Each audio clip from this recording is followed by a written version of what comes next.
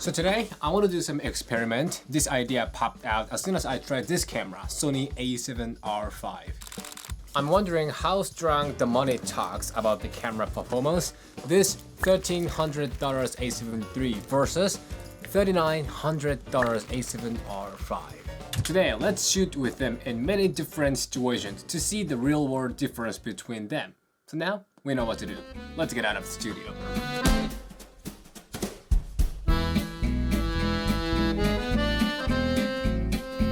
Cameras never stop growing. Some new functions and specs are dropped every year. And that technology and performance are expensive most of the time. This A7R5 is a good example. It has a crazy spec for both video and photo, but the price is also crazy. It's $3,900. It costs almost like, cheap, old, used car. But that doesn't mean all budget camera sucks. This A7 III was born in 2018 and now it's around $1,300, but it has more than average performance. And I think this is still a great option for content creation, and there are many A7 III users in 2023. So today, I want to see how much difference does the price make. Should we always go for the latest expensive camera? Is old budget camera not a good option today? Or actually, those high-spec pro-use cameras are overrated because of the marketing and YouTubers. And this video is not sponsored by Sony or any other company. This idea just came out from my pure curiosity. So as always, before you get into this video, please hit the subscribe to grow this channel. I need your support. C1, overall image quality, portrait, outside. So to see the overall image quality, this type of outside portrait shot is perfect. So now I'm shooting on A7R5, 50mm 1/50 shutter speed, F2.8. S-Log3, 4K, and the white balance is 5500 Kelvin. How is it? Sharpness, color, those stuffs. So, R5, A7 III. So this comparison easily shows us the huge difference between the 2018 Sony and 2022 Sony. Sony was famous for the magenta, color shifting issue before, but that was improved a lot since like an A7S III, and now we can see that evolution here. The R5 skin tone looks more natural. A7 III has the overall white magenta feel, while R5 has a more like yellow-orange feel. A7 III looks pretty good except the skin tone, and to me, R5 looks pretty good, especially at the skin tone, but the overall color is shifted to yellow too much. You gotta see that color difference through entire this video. But yeah, most of the time, R5 is easier to handle and fix. Sometimes A7 III's magenta shifting issue is a little tricky to handle. So, sharpness, I don't think there is a big difference, but slightly A7 III looks a little sharper than R5. I'm diving deeper in that more next. Scene 2, 4K quality. Landscape. Okay, now let's break down the video performance into pieces. Here at the great location, let's test 4K video quality. Last fast, bring it right back, wear it like that, move it like that, like it like, do it like that, kiss it like that, making it last fast, bring it right back, wear it like that, move it like that, like it like, do it like. Okay, so yeah, it seems that A7 III 4K is a little sharper than R5 4K. I don't know why, but when you zoom in, A7 III looks sharper than R5 at the small detail. It looks a little clearer. I can see that happening in almost all footages that I shot this time. Am I doing something wrong? Well, probably no, because I used exact same camera setting for both and I did the focus very carefully. Sometimes I even used manual focus to nail the focus. So if you know something technical about this, please give us some answers. But anyway, not depending on numbers, based on my actual shooting experience, A7 III is still so good. That's great to know. But A7R5 has something that A7 III doesn't. And A7R5 has the amazing recording option, which is 8K. Now I'm shooting on R5 8K. So yeah, no need to compare. This is exact the money talks part. Also, I found one thing in the last video, A7R5 review. 4K Super 35mm crop has better image quality than its normal 4K. It looks a little bit sharper, which is usually weird. In general, when you crop the footage, it loses the detail and sharpness a little bit, but that doesn't happen in R5. It's even sharper in Super 35mm crop mode. So that 8K and weird, better Super 35mm crop 4K tells us the R5 has more reach and crop options. So seriously, why is A7 III normal 4K better than R5 normal 4K? Is it something like over sampling 6K 7K stuff? I believe A7 III 4K is like a 6K over sampling. I think so. So what about R5? See, I gotta search it. I don't know anything about technical. I'm just based on my actual shooting experience. Scene 3, color quality. So here, let me do the test that I've always wanted to. I'm gonna show you two footages and I want you to spot which is which. So this is A, and this is B. Camera settings are pretty much the same, except only one thing. I wanted to see how this goes with this condition. So the answer is A is A7R5 and B is A7 III.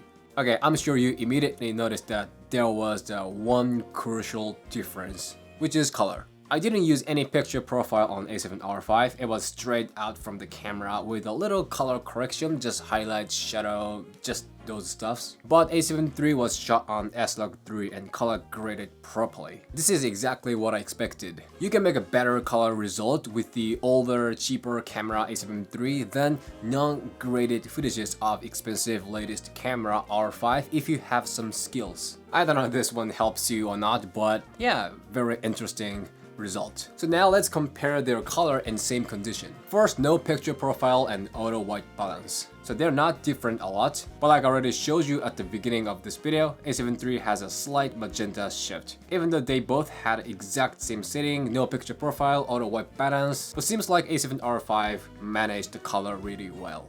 I don't see the big color potential difference like 8-bit versus 10-bit. So the difference between 8-bit and 10-bit gets noticeable when you shoot on S-Log3 and color graded properly. Oh, next one is S-Log3 performance including 8-bit versus 10-bit. You know, especially when you use those log wheels and HSO curves, which allow you to, choose the specific color spot and edit it, 10-bit has a better flexibility. Like I'm talking about those two parts. This one is log wheels and this one is for skin tone. So off, on, off, on, off, on. It's a very small change, but definitely it's so important for the overall, image quality, color quality.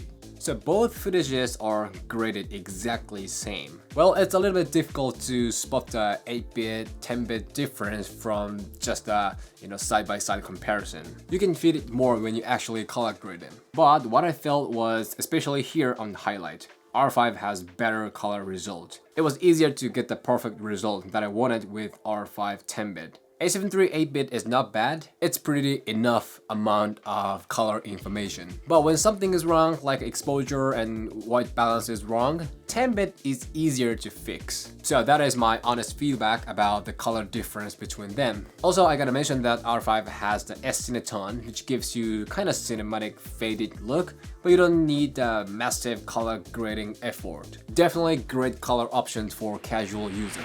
Okay, now as the little break, let's see the build quality difference. So I think they are pretty different even though they look same. First of all, the grip is really different. A7 III is one generation behind form factor, so the body is thin and the buttons are shallow. The menu is old version and the position of recording button is different. But it can do pretty much same thing as R5, like dials and buttons.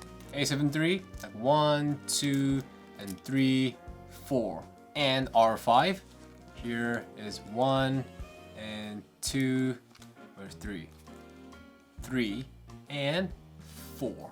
But this A7R5 has a few extra functions like this photo video switch and the new dial here and full-size HDMI. which Sony's new cameras have. Also, as you can see, buttons are so deep. They are so comfortable to push. Especially, I like this AF on switch most out of those buttons. It's so satisfying.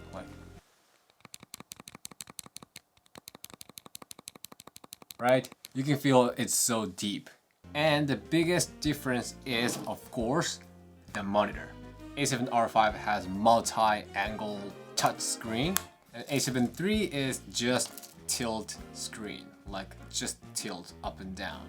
But when it comes to photography, this A7 III's tilt screen is pretty enough. In video, sure, you can survive with this, but R5 multi-angle touchscreen is, of course, great option. But honestly, there isn't that huge money ear crucial difference in build quality. A7 III has pretty much A7R5 has. It's more like A7R5 gets, pretty comfortable. Someone in comments says A7R5 is premium camera, which I think that is the best word to describe this camera. Like, you can do the job with A7 III, but you can do it more comfortably with R5. That's just it. From this build quality comparison, I can tell A7 III already had the basic form factor of today's Sony's cameras. Hey yo, Jay, can we get some ratchet one time? Look, I don't wanna talk. How you try and press the kid and really you was soft. Oh, you know what's capping, homie, you don't know. So this sensor resolution is not always directly related to the ear and the price. Because some old cameras have crazy resolutions, high resolution machines tend to be expensive most of the time, and this type of mid-range cameras tend to have around like a 24-25 megapixel. And surprisingly, there is no huge difference when you just look at both photos side by side on your smartphone. Is there the obvious resolution difference? We can see more than 30 megapixel difference when we display that photo so huge, like ad in the city or crop the image like 200%. Except that resolution difference, the photo quality is not that different. Also, they both have color presets. R5 has creative look, which is the new Sony's color presets, and A7 III has similar thing, which is called creative style. They both have similar presets. Obviously, I don't think there is a which is better. Also, I like the FL of R5 creative look. I always shoot on RAW, so I've never used this creative style, creative look before, but I loved shooting on JPEG with this FL look. Probably I didn't use A7 III creative style before because I didn't like the color, I didn't like the presets, but personally I like this new Sony's color presets better, especially FL. That is nice. I like that. So if you mainly shoot on JPEG, cameras with creative look might be better for you. So autofocus and image stabilization are exactly money talks part. Sorry, it's so freezing outside, my mouth doesn't work really well as I want, but here, let's do some autofocus test. So let's start from the simple motion, up and down. I believe Sony was already great at the A7 III era in autofocus, so no problem. It's damn fast, right? I don't think there will be that much of difference in this kind of simple up and down, side by side, side to side motion. But the problem is when I walk like this, is it chasing me? How is it? Come on, A7R5, you're $3,900 and you have some AI-based autofocus system, so it should be obvious.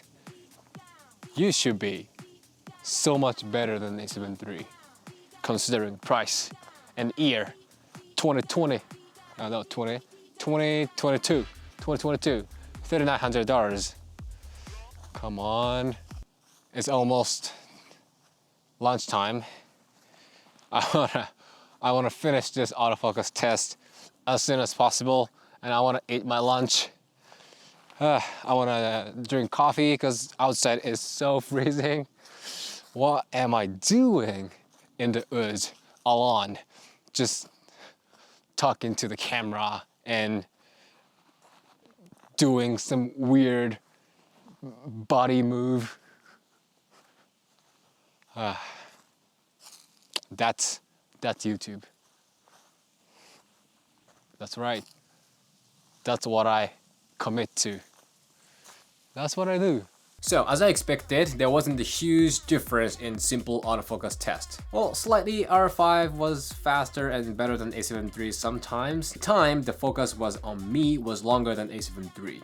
Especially when I turned around, A7 III missed it sometimes, but R5 didn't. I felt R5 autofocus was more sticky, but hey, A7 III, well done. Like 2018 camera with this autofocus performance is incredible, but when it comes to the difficult autofocus situation, R5 nailed it.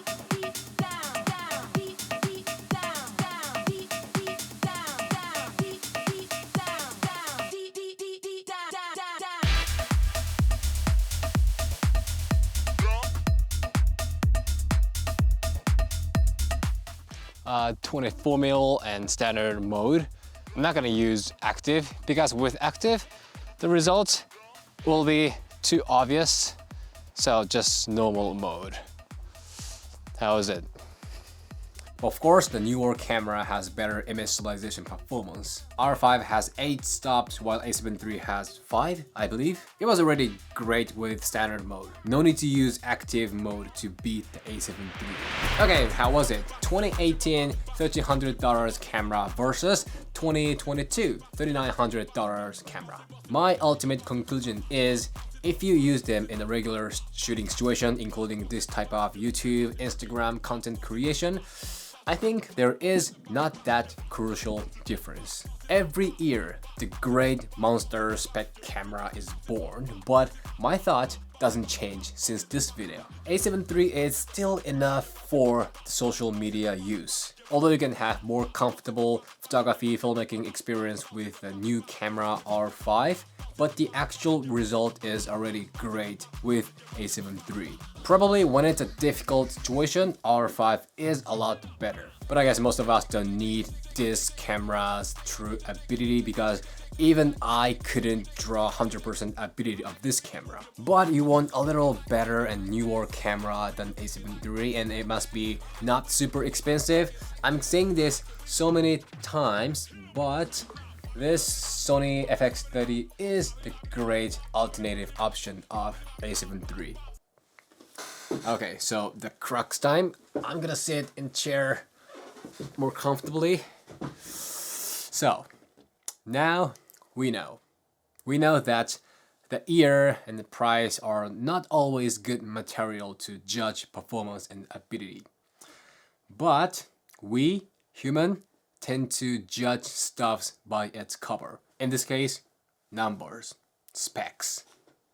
Because it's easier, you know, just seeing numbers and listening to words that others say and following the major path. It's easier.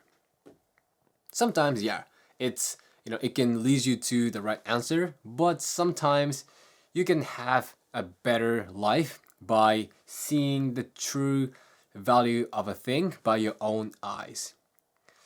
Of course, that's definitely harder than, just following people. It may cause more troubles and mistakes, but I believe that can be a great experience as long as you trigger them by yourself. Important thing is to be the absolute God in your universe. Okay, that's it for today. If you have any questions, just shoot me anytime, anywhere. If you like this video, show me a thumb and hit the subscribe, and I will see you in the next video. Ciao.